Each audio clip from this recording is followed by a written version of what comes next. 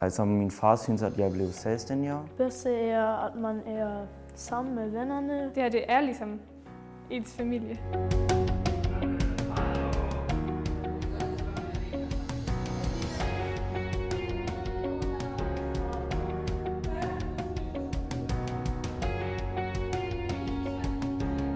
Jeg går på London Ungdomsskole, fordi jeg kunne godt tænke mig noget nyt. Jeg kunne godt tænke mig at blive mere selvstændig. Hvor jeg er nu her, så er jeg ret glad at gå i skole. Jeg også har en bedre udstråling nu. Og så den der skole her er bedre, fordi her forbyder jeg mig.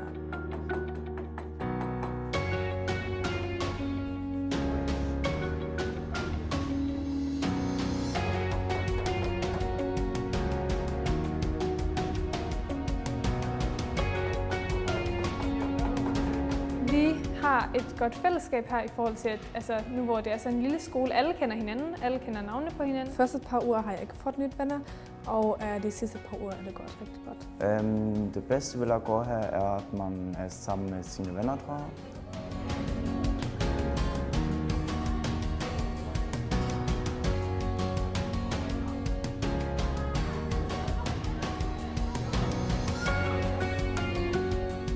Altså, jeg kan godt lide, at hverdagen er struktureret.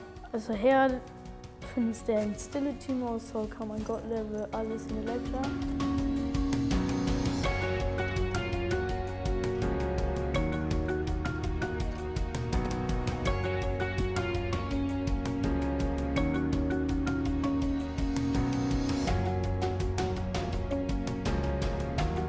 Altså på gamle skolen, der har man ikke sådan rigtig fået hjælp, og her får man egentlig ret meget hjælp og går på vejen igen. De hjælper rigtig meget i forhold til, uanset om man har svært ved noget, eller man bare er god til det i forvejen. Altså de tager hensyn, lærerne tager hensyn. Ved at gå 1 år her, bliver du 2 år ældre.